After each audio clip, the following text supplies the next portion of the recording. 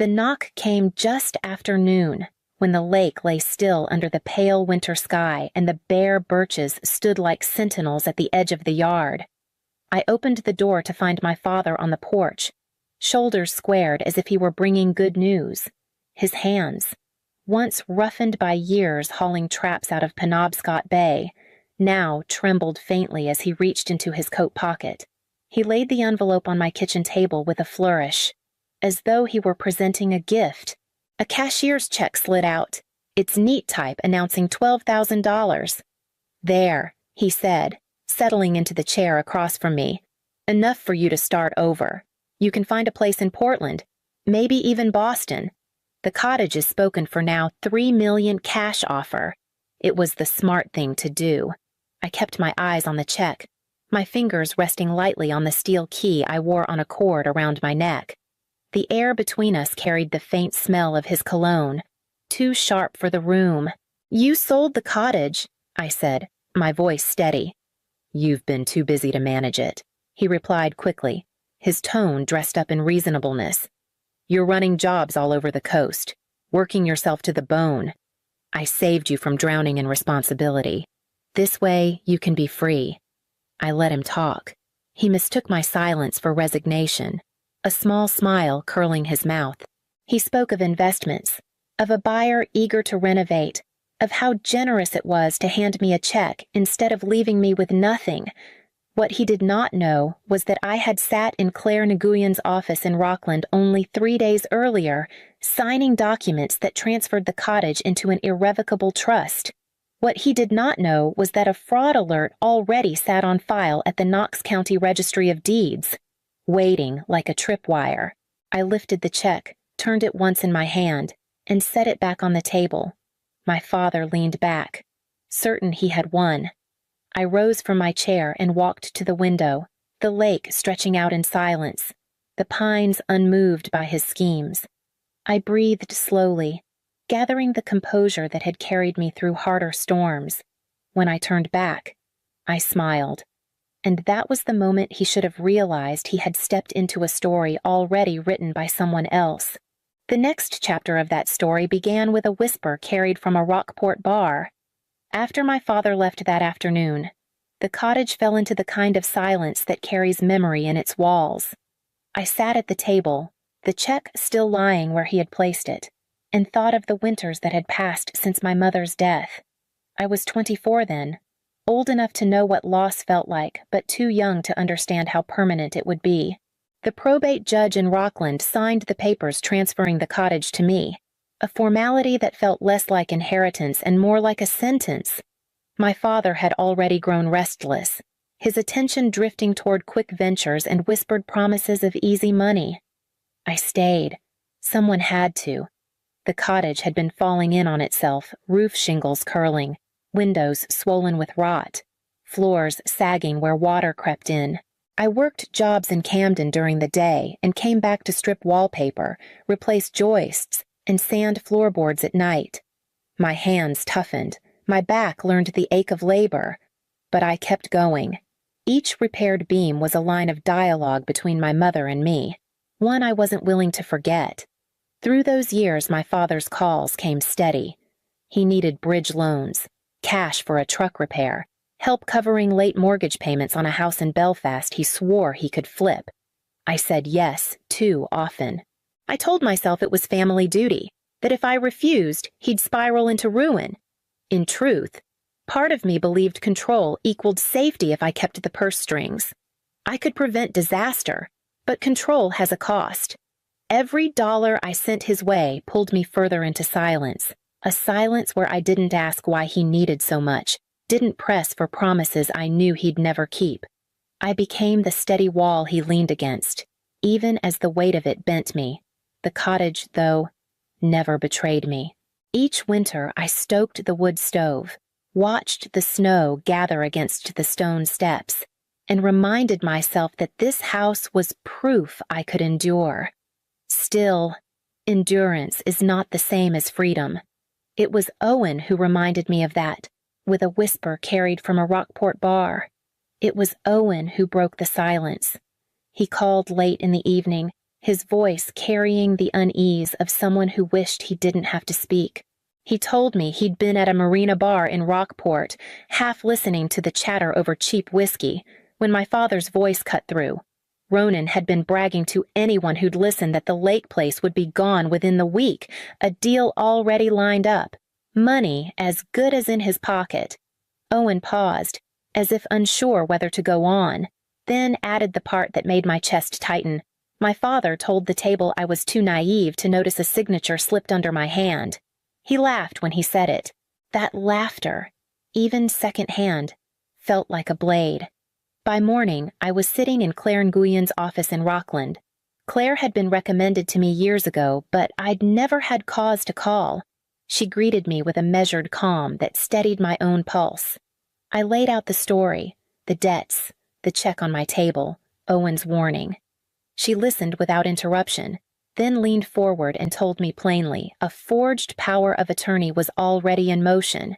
If we didn't act, the county could record a deed before I ever knew it existed. We moved quickly. Claire prepared the documents transferring the cottage into an irrevocable trust, naming me lifetime beneficiary and trustee. I signed each page with deliberate strokes, aware of the weight in my hand. She also drafted a fraud alert affidavit for the Knox County Registry of Deeds. That filing, she explained, would act as a tripwire. Any attempt to slip a forged document through would trigger review. As I walked out of her office, the cold Rockland air hit my face with the force of certainty. I had finally drawn a line that no one, not even my father, could cross. That certainty carried me home, where preparation became my only language. The days after my meeting with Claire moved with a strange rhythm, each hour split between waiting and working. I wanted proof, not just suspicion. So I filled the cottage with quiet witnesses, small cameras tucked above the doorway, in the kitchen rafters, in the office where my father liked to spread papers across the desk. Their red lights blinked only for me. Tiny beacons of resolve. Claire arranged for a handwriting expert in Portland to review samples I'd saved old tax forms, my mother's will, letters I'd signed for insurance claims. Side by side with the supposed power of attorney, the forgeries betrayed themselves. Loops too shallow, pressure uneven, a signature crafted by someone who thought practice could replace intimacy. Meanwhile, Claire traced the bank activity linked to the buyer. The account led to a man I remembered from childhood cookouts, one of my father's poker companions from Warren.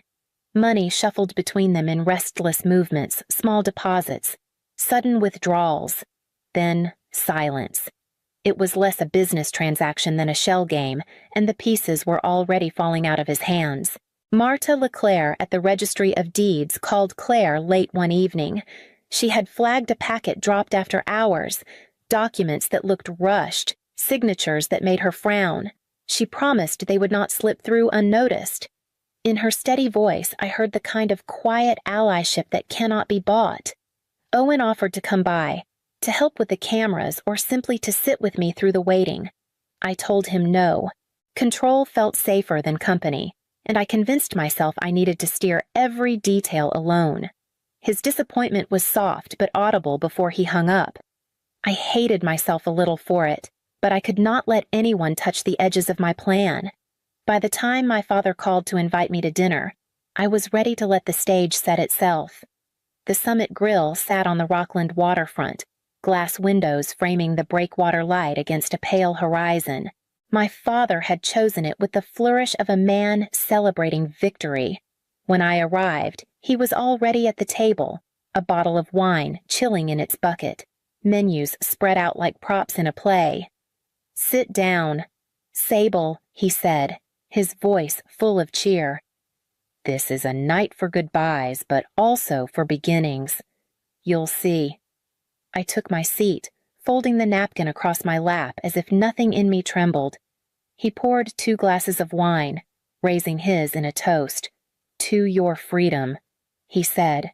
"No more carrying that place alone. I've relieved you of the burden." I let my glass touch his, though I didn't drink. He leaned back, satisfaction lighting his face. "You should be thanking me. $3 million isn't a bad price. I've secured our future. And the $12,000.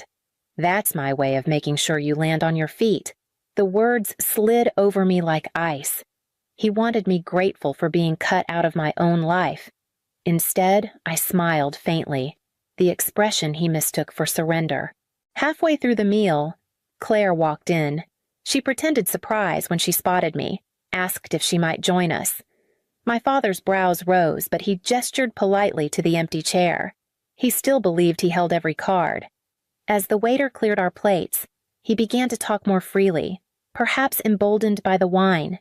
His voice grew softer, edged with something raw.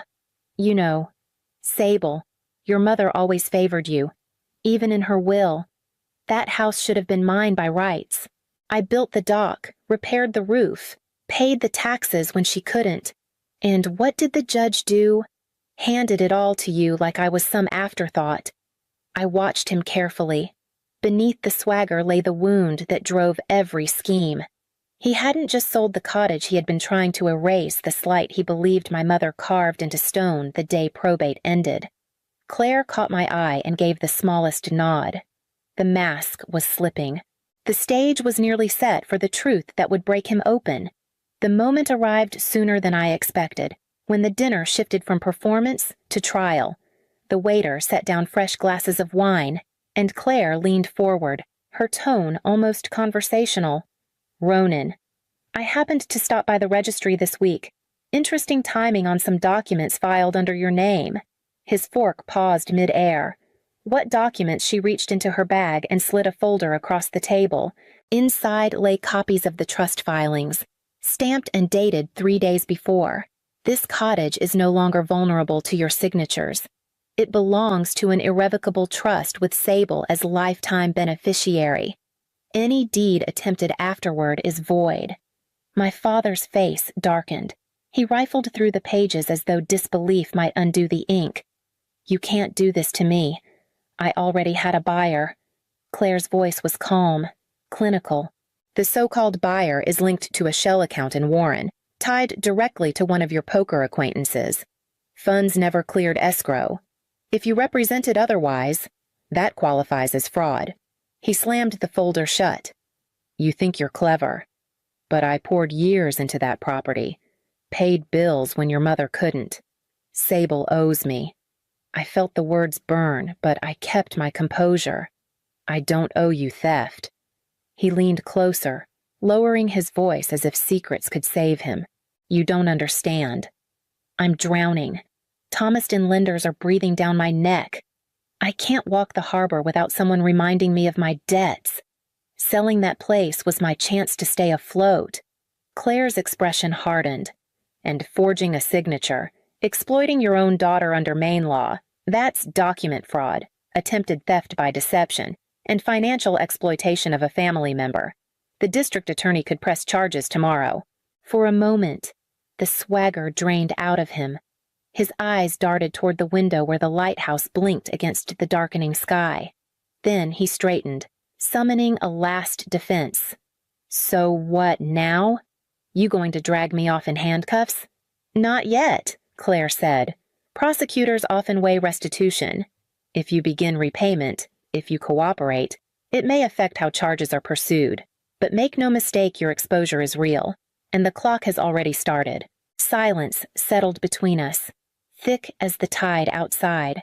He shifted in his chair, suddenly smaller, and I realized this dinner was no farewell. It was the first hearing of his reckoning. The real terms would be set in the days that followed, when boundaries had to be written in ink. The morning after the dinner, I drove back to Claire's office with the tide still low along the Rockland shore. The file from the night before lay open on her desk, its pages marked with yellow tabs. She asked what outcome I wanted, her tone steady, her eyes searching for the line I was willing to draw. I don't want this swept under the rug.